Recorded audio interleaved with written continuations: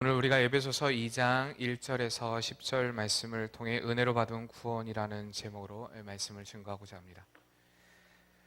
사람은 누구나 다 자신이 한 일에 대한 보상을 받고 싶어 합니다. 아무리 처음에는 좋은 마음으로 시작했다 할지라도 그에 대한 보상이 없다면 금방 지치고 또한 좌절하고 낙심도 하고 때론 불평을 토로하기도 합니다. 이런 보상이 꼭 물질적인 보상이 아니더라 할지라도 좀 알아주었으면 하는 그런 마음이 있지 않습니까? 이런 마음도 우리의 그런 보상 심리 중에 하나입니다. 이것이 대부분 보통 사람들의 마음이고요. 그러나 우리가 이렇듯 세상을 살아가면서 또 수고해서 얻은 것에 대한 것은 분명히 보상을 받을 수도 있고 또한 그에 대한 마음이 있지만, 만약 아무런 노력과 수고 없이 우리가 받은 것이라면 그에 대한 보상을 기대할 수 있을까요? 또한 아무런 우리가 수고 없이 노력 없이 받은 것이라면 그것에 대해서 우리가 자랑할 수 있을까요? 더 나아가 그것을 우리가 받을 수 있는 도저히 자격이 안 되고 능력이 안 됨에도 불구하고 거저 받은 큰 선물이라면 우리가 그것을 은혜로 여기지 않게 될까요? 우리가 살아가면서 여러분들은 얼마나 큰 은혜를 받아보셨습니까? 어느 누군가에게 내가 큰 은혜를 입은 적이 있다, 그런 걸 생각하라고 하면 한두 분 정도 얘기할 수 있는 분도 있으실 것입니다. 내가 받은 은혜. 조선의 11대 왕인 중종의 시대에 신으로 알려진 반석평이라는 사람이 있습니다. 유엔 사무총장을 지낸 반기문의 직계 조상이라고도 하죠. 이 반석평은 성격이 온건하고 겸손했으며 특별히 청백리로 유명한 그러한 사람이었습니다. 원래 이 반석평은 종의 집안에서 태어난 사람이었습니다. 당시에 조선이라는 것이 우리가 알듯이 계급 사회였고, 종이라는 것은 거의 사람 대접 받지 못하는, 사고 파는 그런 존재가 바로 종 아니었습니까? 그런데 이 반석평은 종으로 태어났음에도 불구하고 사람들이 자신을 이렇게 종으로서 무시하고 멸시한다 할지라도 자기 스스로가 힘을 키워야 된다고 생각하고 결심하게 되었고, 어려서부터 악착스럽게 자신의 인격 수양과 또한 학문적인 그런 성장을 위해서 주경야독하고 남모르게 노력을 했던 그런 인물이라고 합니다. 어느 날 그의 그런 실력, 늘 그렇게 실력을 키웠기 때문에 주인이 그를 보는데 이 이참판이라는 사람이 아무래도 반석평이 보통 사람은 아닌 것 같습니다. 굉장히 뛰어나고 학문적인 지식도 물론 뛰어났고요. 그래서 그의 종의 문서를 태워버립니다. 불태우고 당시에 아들이 없고 재산이 없었던 그 어느 양반집에 수양 아들이 되도록 추천을 해주게 됩니다. 그리하여 반석평은 예전에는 감히 엄두도 내지 못했던 과거에 응시할 수 있게 되었고, 그 결과 당당하게 과거에 급제하게 됩니다. 또 그 이후에 승승장구하게 되어 마침내 그 조선시대 천민의 신분으로서, 노예의 신분으로서, 종의 신분으로서 형조판서에까지 이르는, 지금으로 말하면 한번 법무부 장관이나 법무부 쪽에 일을 하는 사람이 되겠죠. 그 정도의 사람까지 승진을 하게 됩니다. 어느 날 그가 한양거리를 지나다가 그 옛 자신의 주인이었던, 자신의 그 노비 문서를 태우고 종의 문서를 태우고 자신을 이렇게 그 신분을 상승시켜 주었던 그 이참판의 아들 이호성이라는 사람이 거지 몰골을 하고 거리를 지나다니는 것을 보게 됩니다. 그때 그 모습을 보고 내가 섬기던 주인이었던 이참판의 아들이라는 것을 보고 그 형조판서가 그에게 달려가 납작 엎드려 절을 하면서, 어르신, 저를 몰라보시겠습니까? 저는 당신의 종 반석평이라는 사람이 오시다라고 큰절을 하게 됩니다. 이 백주 대낮에 한양에서 형조판서 대감이 거지 같은 사람에게 넙죽 엎드려 절을 한다라는 것이 여러분 생각할 때 예사로운 일이겠습니까? 그 당시에 관례에 의하면 자신의 옛 신분을 밝힌다는 것은 곧 지금까지 피와 눈물로 쌓아올린 자신의 모든 특권을 박탈당하는 것을 의미한다고 합니다. 뿐만 아니라 기군망상이라고 하여서 왕을 속이고 임금을 욕되게 했다라는 그 죄목을 얻게 되고, 그로 인하여서 온갖 고초를 겪게 되는 것, 그리고 다시 예전의 신분으로 돌아가야 되는 그런 상황에까지 이르게 된다고 합니다. 과연 반석평이 이런 사실을 몰랐을까요? 그는 분명히 알고 있었습니다. 그러나 그는 예전부터 이 이판의 가족에게, 이판의 사람들에게 반드시 은혜를 갚아야 되겠다는 생각을 했었고, 그 순간이 다가오자 그는 망설임 없이 오직 은혜 갚을 생각으로 거기에 납작 엎드렸던 것이었습니다. 이 사건으로 반석평은 어떻게 되었을까요? 그 소식이 신하들에게 들렸고 왕에게 들리게 되었습니다. 그런데 이 사건으로 인해서 그는 고초당하기는커녕 오히려 이 반대감의 인격에 감동한 고관들이 상소를 올리고, 또한 임금의 특별한 배려로 인하여서 그의 사표는 반려되었고요. 그가 추천한 그 이참판의 아들 이호성은 사홍원 별자라는 벼슬까지 얻게 되었다고 합니다. 사실 높은 자리에 있는 사람이 낮은 자리에 있는 사람을 이해하기는 쉽지 않습니다. 우리나라 속담에 개구리 올챙이적 생각 못한다는 그런 말이 있지 않습니까? 보편적으로 사람이 어느 정도 자리에 오르게 되면 자신의 과거를 묻어두려고 하는 것이 그 사람의 마음입니다. 그럼에도 불구하고 반석평은 예전 자신이 주인으로 섬겼던 이에 대한 존경과 또한 이 자리에 이르게 한 그 은혜를 잊지 않고 자신의 모든 상황, 자신의 모든 처지, 모든 그 분위기, 환경, 모든 것을 다 내려놓고 넙죽 엎드려 그 은혜에 감사의 표현을 했던 그런 겸손한 사람이었습니다. 사랑하는 성도님들, 여러분들에게 다시 한번 묻고 싶습니다. 여러분들은 살면서 이 반석평 같은 큰 은혜를 입어보신 적이 있으십니까? 우리 모두는 이 질문에 네라고 대답할 수 있어야 합니다. 왜냐하면 한 번도 낮은 자리에 있어 본 적이 없으셨음에도 불구하고 낮은 자리로 오셨고 벌레만도 못한 나를 위하여서 온갖 고난과 고초를 겪고 십자가로 그 사랑을 완성하신 우리는 그분의 사랑을 입은 자이기 때문에, 그리고 그 사랑으로 인하여서 이 자리에 올 수 있었기 때문에 우리는 모두 이 질문에 네라고 대답할 수 있어야 하는 것입니다. 오늘 예수 그리스도의 그 십자가가 오늘 저와 여러분에게 있는 줄 믿습니다. 우리가 받은 은혜는요, 반석평과 같이 어떤 자신의 신분 변화나 때로는 승진의 기회를 얻은 그 이상의 것이었습니다. 바로 영원한 죽음에서 생명으로 옮긴 은혜라는 것입니다. 이 에베소서 오늘 우리가 읽었던 본문은 이렇게 우리가 받은 사랑이 얼마나 터무니없는 은혜이고 얼마나 큰 하나님의 전적인 사랑인가를 보여주고 있습니다. 그리고 그 은혜는 우리가 얻을 만한 자격이 있고 능력이 있어서가 아니라 하나님이 우리에게 거저 주시는 전적인 하나님의 사랑이라는 것을 강조하고 보여주고 있는 것입니다. 우리가 신앙생활을 하면서 알아야 될 많은 것들이 있겠지만 그 한 가지가 뭐냐? 한번 따라해 볼까요? 나는 자격이 없는 자였다. 우리가 신앙생활하면서 먼저 알아야 될 첫 번째가, 정말 예수님을 만난 사람이 알게 되는 첫 번째가 정말 나는 자격이 없는 자였다라는 사실입니다. 많은 사람들이 신앙생활하면서 실패하는 이유가 뭔지 아십니까? 나는 은혜 받을 만하다. 나는 충분하다. 나는 다른 사람에게 인정받을 만하다. 아니, 나는 하나님께 인정받을 만하다라는 그런 교만하고 오만한 마음 때문입니다. 물론 이런 이들이 이렇게 드러내놓고 이야기하지 않습니다. 그런데 가만히 그들의 이야기를 듣고 있다 보면 자신이 얼마나 괜찮은 사람이고, 자신이 그동안의 신앙생활하면서 얼마나 많은 업적을 남겼고, 자신이 쌓은 신앙의 흔적이 얼마나 위대한가를 늘 드러내놓고 자랑합니다.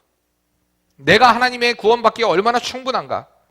그들이 그렇게 말은 하지 않지만 그들이 늘여놓는 고백을 통해 들어보면 하나님이 참 그를 구원하실 만한 이유가 있네, 참 그를 인정할 만한 이유가 있네 라는 생각이 들 정도로 정말 자신의 행적에 대해서, 행위에 대해서, 그동안 했던 일에 대해서 구구절절히 늘여놓습니다. 때론 그 사람을 향해서 야, 그건 아니야, 그렇게 하지 말아야 돼, 그건 교만함이야 라고 지적하면 난리가 납니다. 이런 사람들을 향해 예수님을 높여야 될 그 자리에 어느덧 그 사람이 올라와 있는 것입니다.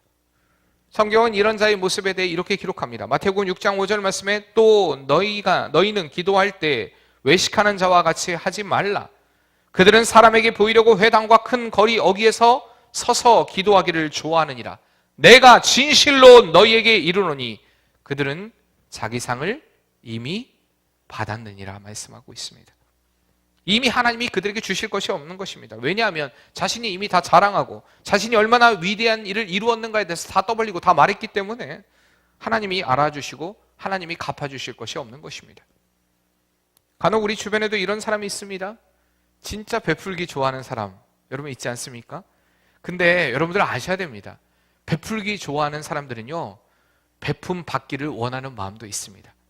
남에 대한 배려가 깊은 사람들은요, 그 사람도 나를 배려해 주기를 원하는 마음이 있습니다. 대부분 여러분들 잘 주는 사람들이 되게 잘 주지 않습니까?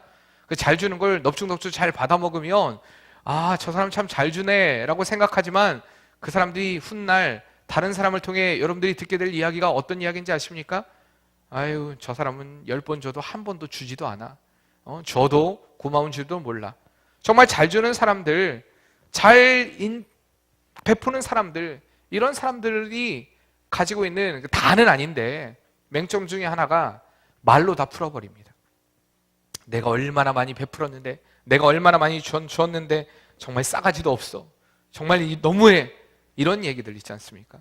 우리 교회도 그런 분이 있다고 합니다. 그런 분, 언니를 가진 동생분이 계십니다.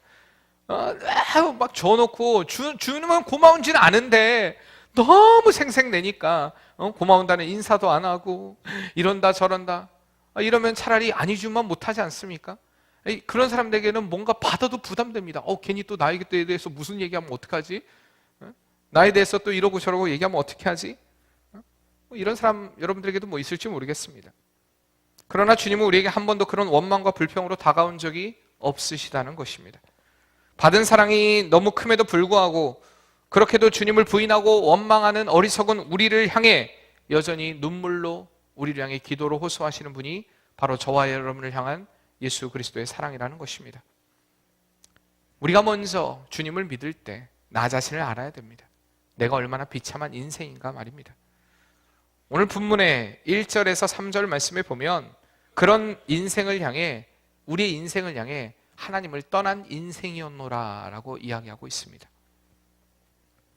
인간은 본래 죄와 허물로 죽었던 그런 자들입니다. 하나님을 떠난 인생은 우리 육체가 살아있다 할지라도 영은 이미 죽은 상태입니다. 세상의 풍조를 따라 죄악에 거하고 공중의 권세 잡은 사단의 종으로서의 삶을 살아가게 됩니다. 삶의 방향을 상실한 채 본능을 따라 육체의 욕심대로 살아가는 자들이라는 것입니다. 이런 자들에게 준비된 것은 3절 말씀에 보면 하나님의 진노입니다. 하나님을 알지 못하고 하나님을 떠난 인생은 하나님의 진노와 심판을 면할 수 없습니다. 그렇게 하나님을 떠난 것 자체가 벌써 하나님의 심판이라는 것입니다. 그러나 인간 누구도 그 심판 앞에서 피할 자는 아무도 없었습니다. 그 진노 앞에서 피할 수 있는 사람은 아무도 없었습니다. 왜 그렇습니까? 바로 우리 인류의 대표인 아담의 죄로 인하여서, 우리에게 전가된 인류의 죄로 인하여서, 원죄로 인하여서 우리는 이미 하나님과 단절된 그런 비참한 인생의 삶을 살 수밖에 없었던 존재라는 것입니다. 우리 한번 같이 고백해 볼까요? 나는 용서받을 수 없는 죄인이었다. 이게 본래 우리의 모습이라는 것입니다. 나 자신을 안다라는 것은 나는 본래 용서받을 수 없는 죄인이었다. 우리 인간은 이렇게 비참하게 죽을 수밖에 없는 운명의 사람들이었습니다. 그러나 하나님은 이런 우리가 그냥 죽도록 놔두시지 않으셨습니다. 왜냐하면 인간을 처음 만드셨을 때 하나님이 6일 동안에 세상을 창조하셨습니다. 그리고 6일째에 인간을 만드셨죠. 인간을 만드시고 하나님이 뭐라고 고백하십니까? 심히 좋았더라. 요즘 성경으로는 매우 좋았더라.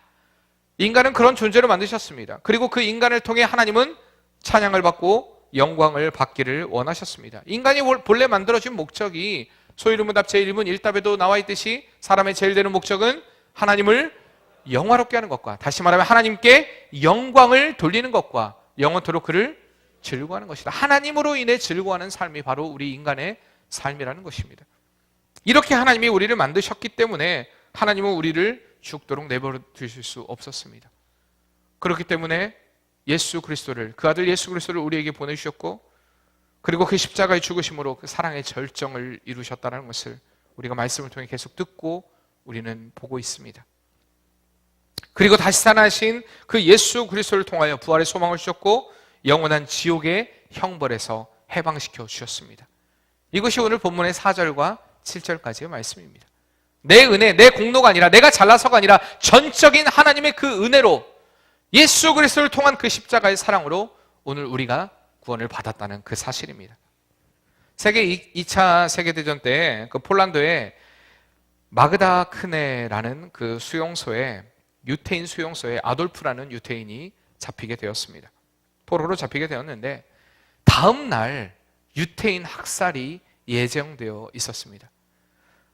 아돌프는 이제 내일이면 나는 곧 죽게 되는구나 라는 생각 때문에 넋이 나간 채로 멍하니 수용소의 천장을 바라보고 있었습니다. 사실 내일이면 죽는다라는 그것을 알고 있는 그의 심정이 어떻겠습니까? 여러분이라면, 만약에 여러분이 아돌프라면 여러분은 어떻겠습니까? 그런데 죽는 것보다 더 두려운 일이 뭐였냐? 이제 홀로 이 세상을 살아갈 그 아내에 대한 생각 때문에 그는 더 괴로웠습니다.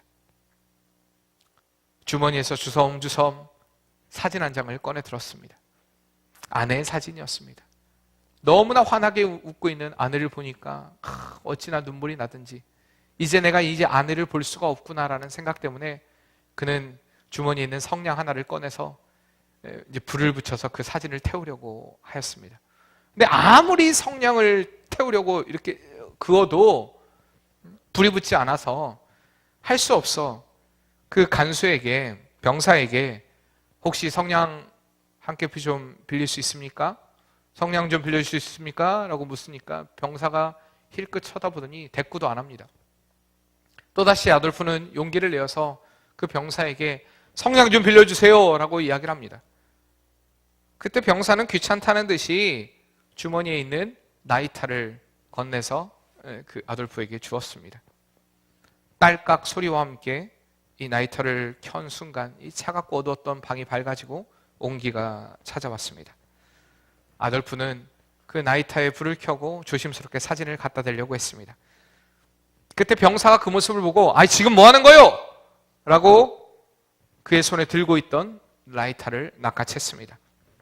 아돌프가 얘기하기를 어차피 내일이면 죽을 건데 뭐 이런 거 갖고 있어봤자 무슨 소용이 있겠습니까? 라고 자신의 그 사진을 불태우려고 했다라는, 자신의 아내의 사진을 불태우려고 했다라는 그런 이야기를 병사에게 건넸습니다. 그때 병사가 이 아돌프를 측은하게 쳐다보며 말을 건넵니다. 그 사진 내가 한번 좀 봐도 되겠어? 아돌프는 잠시 머뭇거리다가 떨리는 손으로 병사에게 아내의 사진을 건넸습니다. 병사가 그 사진을 보니까 아내가 참 미인이더랍니다. 아내가 참 미인이요. 사진만 봐도 당신 둘이 얼마나 행복했는지를 알 것 같습니다. 라고 얘기를 합니다. 그러면서 이 병사도 자신의 주머니에 있던 꾸깃꾸깃한 사진 하나를 꺼냅니다. 그러면서 그에게 건넸습니다. 아돌프에게 건넸습니다. 여기 오기 전에 약혼한 나의 약혼녀요. 벌써 못 본 지 2년이나 되었지만 늘 날마다 나를 위해 눈물로 기도하는 나는 그녀를 알고 있습니다. 라고 아돌프에게 이야기를 했습니다. 두 사람은 서로의 처지를 잊은 채 계속 이야기를 나누기 시작했습니다. 예전에 옛 그 여인에 대한, 또 아내에 대한, 지금 떨어진 그 연인들에 대한 이야기를 나누면서 계속 이야기를 하는 중에 아돌프가 병사에게 이 전쟁이 끝나게 되면 이제 당신의 약혼녀를 만나러 갈 수 있겠군요. 당신이 무사히 그녀의 집으로 돌아가게 해달라고 내가 하늘나라에서 기도하겠습니다. 라고 말을 건넵니다. 그의 말에 이 병사가 굉장히 그 짠한 마음이 들더랍니다.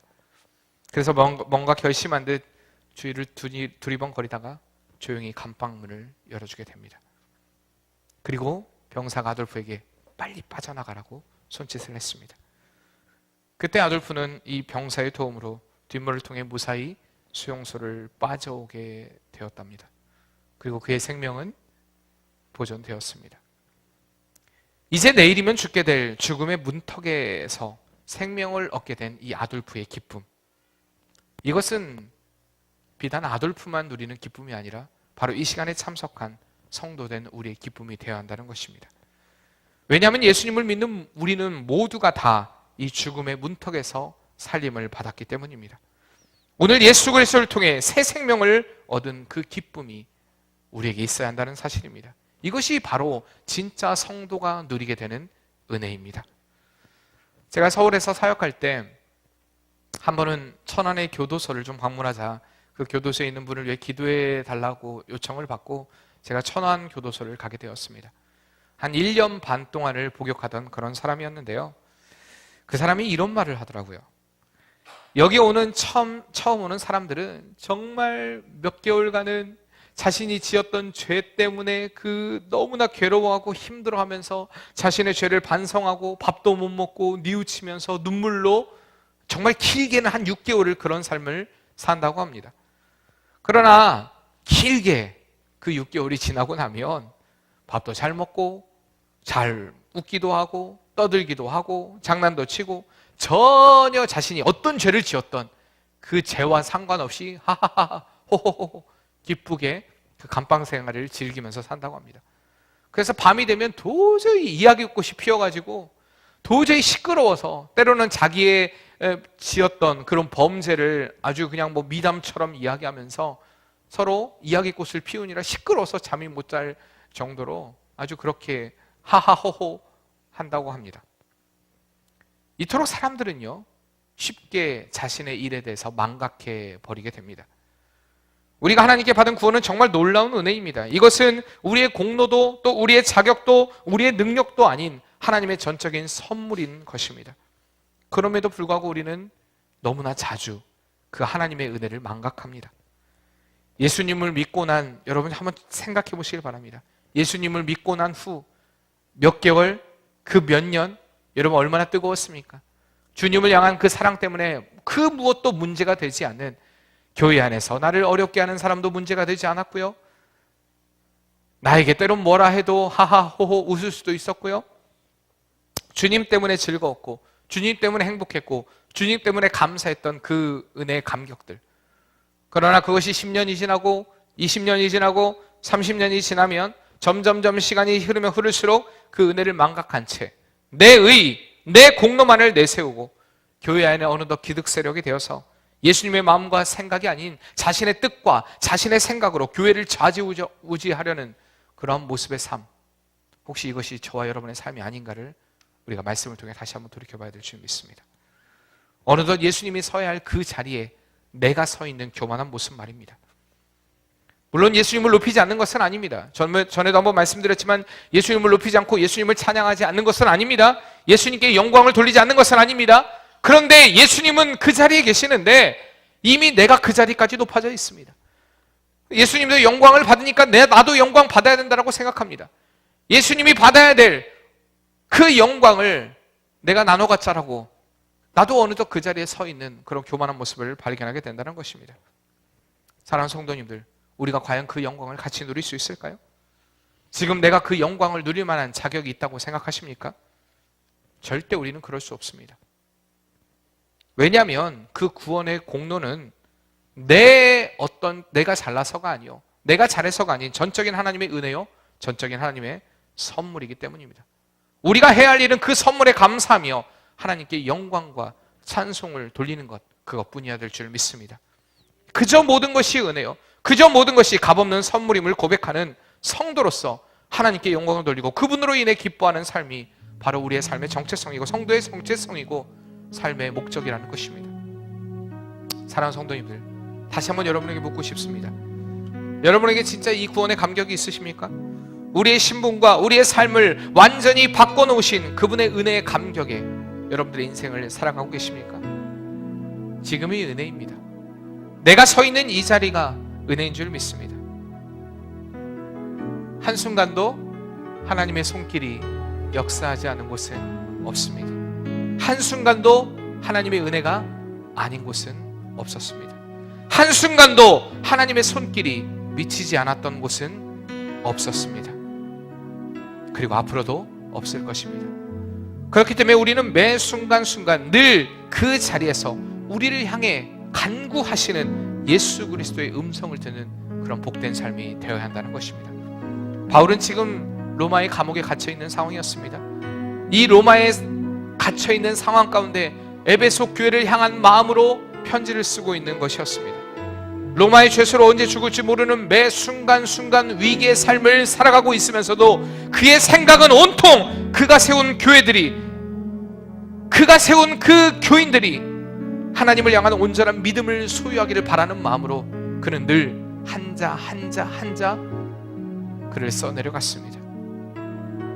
이제 그 바울의 교회를 향한 호소가 바로 이 자리에 참석한 우리를 향한 호소로 전해지고 있는 것입니다. 오늘 예수 그리스도를 통한 그 자유를 회복하는 은혜가 있기를 바랍니다. 혹시 아직 그 주님을 만나지 못했습니다. 아직 나는 그 주님의 사랑이 뭔지 모르겠어요. 주님의 은혜가 뭔지 모르겠어요. 목사님, 하나님의 은혜라고 자꾸 이야기하는데 내가 정말 구원받은 감격, 구원받은 은혜가 무엇인지 잘 모르겠어요 라고 그렇게 얘기하실 분이 있을지 모르겠습니다. 하나님께 기도하시길 바랍니다. 주님, 내가 그 은혜를 알기를 원합니다. 주님, 그 은혜를 누리기를 원합니다. 구원받은 은혜의 감격이 있기를 원합니다. 여러분들이 만약에 그 구원받은 은혜와 감격이 있다면 주님, 그때 그 주님을 사랑했던 그 마음으로 내가 이제 그 자리로 내려가기를 원합니다. 주님은 높이 계시고 나는 낮은 자리에서 주님을 온전히 사랑하고 주님을 섬기기를 원합니다라는 그러한 또한 결단의 기도가 오늘 우리에게 있어야 할 줄 믿습니다. 십자가의 죽으심으로 우리를 사망에서 생명으로 옮겨주신 그 은혜에 감사하며 그 이름을 늘 찬송하고 고백하는, 또 오직 하나님께만 영광 돌리는 삶이 바로 복된 저와 여러분의 삶, 바로 성도의 삶이 되어야 할 줄 믿습니다. 여러분, 오늘 우리가 이 삶을 회복해야 됩니다. 오늘 우리가 이제 2017년 마지막 달이 되었습니다. 참 벌써 한 해 한 해가 정말 빠르게 지나간다는 것을 너무 깊이 있게 절용감하고 느끼게 됩니다. 여러분, 이 시기에 우리는 다시 한번 돌이켜봐야 됩니다. 늘 마지막은 우리를 숭고하게 만듭니다. 늘 마지막은 우리에게 아주 깊은 것을 생각하게 만듭니다. 여러분, 2017년 다시 한번 돌아보시길 바랍니다. 돌아오면 모든 것이 무엇이었습니까? 하나님의 은혜였습니다. 하나님의 손길이 미치지 않은 것 하나도 없었습니다. 그럼에도 불구하고 우리가 감사하지 못하고 하나님의 이름을 찬양하지 못하고 오직 하나님께 영광을 돌리지 못하고 여전히 내 고집, 내 아집, 내 생각으로 여전히 교회 안에서 하나님의 그 은혜의 감격에 춤추지 못하고 교회 안에서 내 생각, 내 뜻, 내 의지만을, 내 뜻만을, 내 생각만을 관찰을 했던 그런 어리석음 벗어버리고 이제 주님, 주의 은혜로 우리가 한 달을 마무리하기를 원합니다. 또한 주의 은혜로 2018년을 시작하기를 원합니다. 그렇게 결단하면서 주님 앞에 그 은혜의 깊은 사랑을 묵상하고 다시 한번 낮은 자리에 임하신 그 주님을 본받아 우리가 그 낮은 자리에서 주님을 높여드리는 그 은혜가 오늘 저와 여러분에게 있기를 바랍니다. 우리 같이 이 시간에 그 은혜를 생각하면서 우리 나를 지으신 이가 하나님, 우리 같이 찬양하도록 하겠습니다.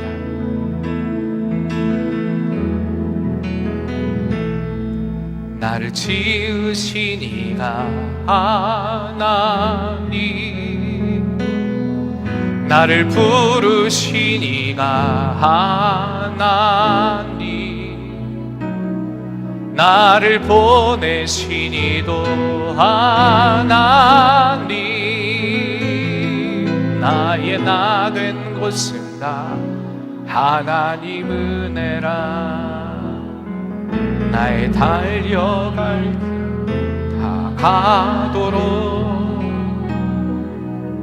나의 마지막 호흡 다하도록 나로 그 십자가 품게 하시니 나의 나 된 것은 다 하나님 은혜라. 한량없는 은혜, 갚을 길 없는 은혜, 내 삶을 애워싸는 하나님의 은혜. 나 주저함 없이 그 땅을 밟음도 나를 붙드시는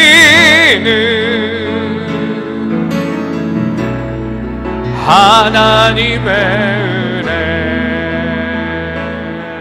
나를 지으신 이가 하나님, 나를 지으신 이가 하나님, 나를 부르신 이가 하나님, 부르신 이가 하나님, 나를 보내신 이도 하나님, 나를 보내신 이도 하나님.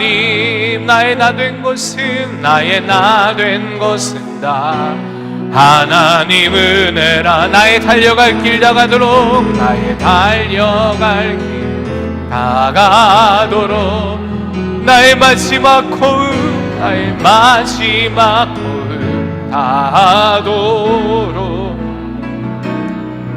나로 그 십자가 품게 하시니 나의 나 된 것은 다 하나님 은혜라. 한량없는 은혜, 갚을 길 없는 은혜, 내 삶을 애워 사는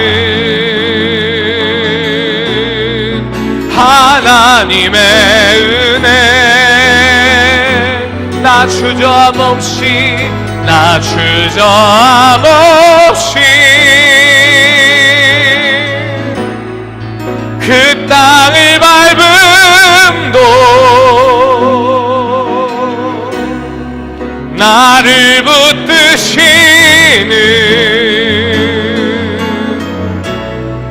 하나님의 은혜. 한량없는 은혜, 한량없는 은혜,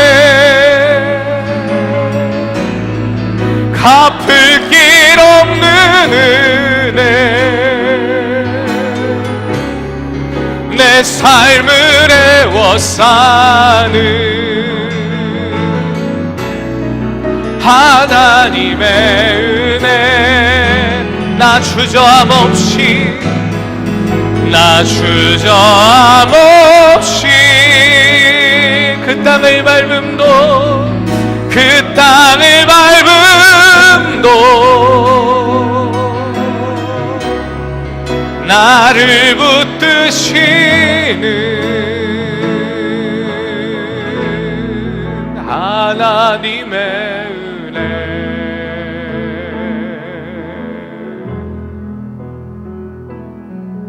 나를 지으신 이가 하나님, 나를 부르신 이가 하나님,